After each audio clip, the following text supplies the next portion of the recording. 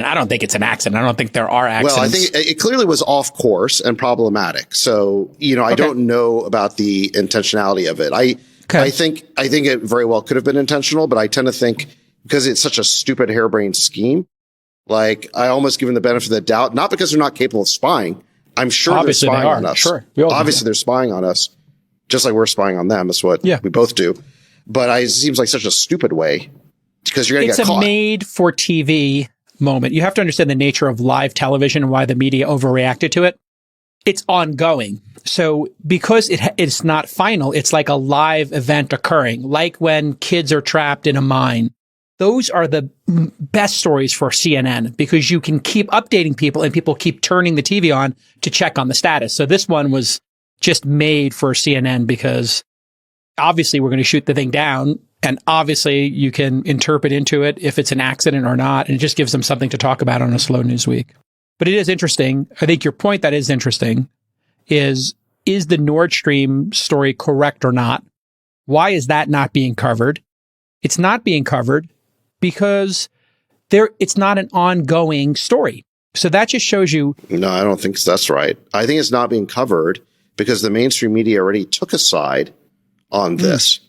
Oh, so even more cynical, yeah. Okay. Well, it's not just cynical. So when Nordstream got blown up, the administration came racing out with the line that the Russians did it, that this was self-sabotage. And by the way, the media repeated this endlessly. This was the media line.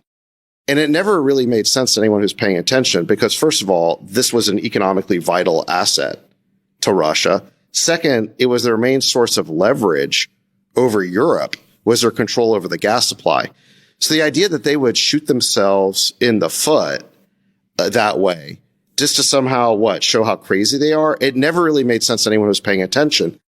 And the fact that the administration and the media so quickly raced to that conclusion suggested that it was maybe a cover story. Because if we had nothing to do with it, you would just be more neutral and say, yeah, we don't know what happened.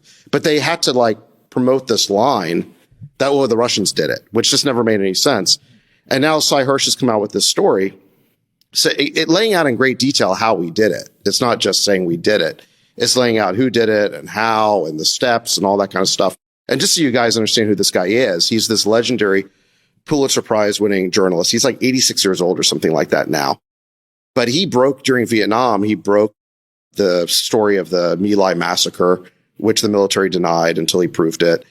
He broke the story during the Iraq War of the Abu Ghraib prison abuses, which again, the military denied until it was undeniable. He's Pulitzer winning is all you really need to know. Yeah, and here he's a Pulitzer winning journalist. Basically another covert military action.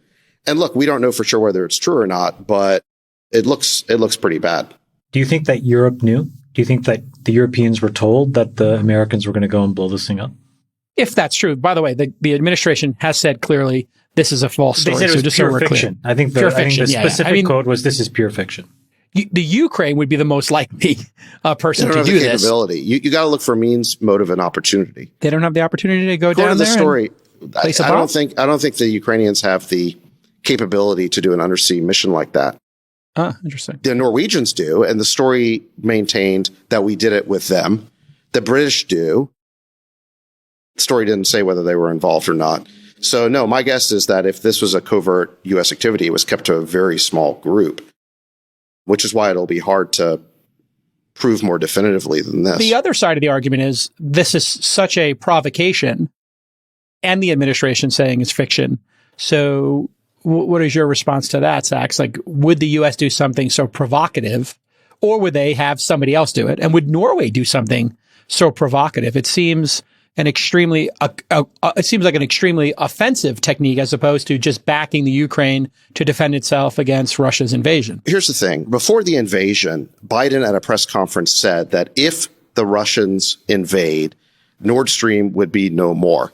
And they asked him, well, how can you make sure of that? That's a deal between Germany and Russia. We're not involved. And he said, we have ways. We have ways. Just trust me, it'll happen. Separately, Victoria Nuland, who's our Deputy Secretary of State, said something very similar about how we would stop Nord Stream if the Russians invaded. And then after Nord Stream got blown up, Blinken at a press conference said that this was a wonderful opportunity and was extolling all the benefits of this. And then Victoria Nuland at a congressional hearing said that I'm sure we're all very glad that it's a hunk of metal at the bottom of the sea, again, extolling all the benefits. And we've discussed the benefits on this program of now we've shifted the European dependence on Russian gas to a dependence on American gas. So the fact of the matter is the administration kind of telegraphed what they were going to do. They had the capability to do it, and they had the motive to do it. So it's certainly a plausible story. You're right that we can't know for sure. It's a single source story. You don't believe the It's a single source story that depends on the credibility of Cy Hirsch. But as it stands right now, whose story do I think makes more sense? Probably Cy Hirsch's. You believe Cy Hirsch over the spokesperson for the CIA who wrote, the claim is completely and utterly false. Just to be clear. Well, these same people denied Abu Ghraib. Okay, they denied My Lai. You believe that. They that. deny everything. Okay. Yeah. They deny that NATO expansion had anything to do with the breakout of this war. Yeah, I mean, this is one of those situations where we can't possibly know. Yeah, you make a good point, J. Cal, which is this, if true, and look, I'm not saying I don't know if it's... You're leaning towards believing it. I lean towards thinking it's more plausible than not. Okay. Because also, like, who else could have done it, and who had the motive, means, and opportunity. But you make a great point, which is if we did it, it's an incredibly provocative act. It's basically perpetrating an act of war against a country that has thousands of nuclear weapons. Biden promised us at the beginning of this war that he would keep us out of being directly involved. So this would directly contradict what he said at the beginning of this war.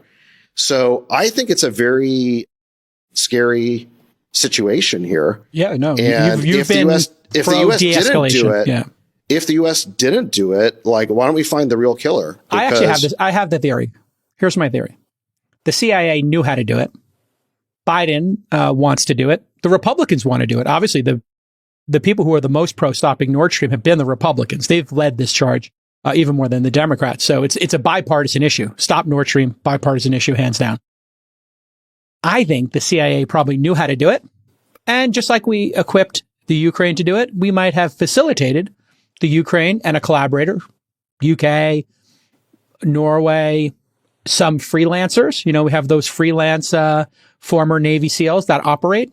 Perhaps the CIA just said to the Ukraine, here's a, black ops group. If you wanted to engage them, you could feel free to do so, which would then split the difference between what Cy is saying and what the CIA is saying, which is typically where the truth lies, is probably between what this investigative journalist of note has said and what the CIA is denying. The CIA probably has plausible deniability. That's my prediction. Well, if you could find a source for that story, J. Cal, that lays out in the same level of detail that Hirsch has laid out in terms of the meetings that occurred, what was approved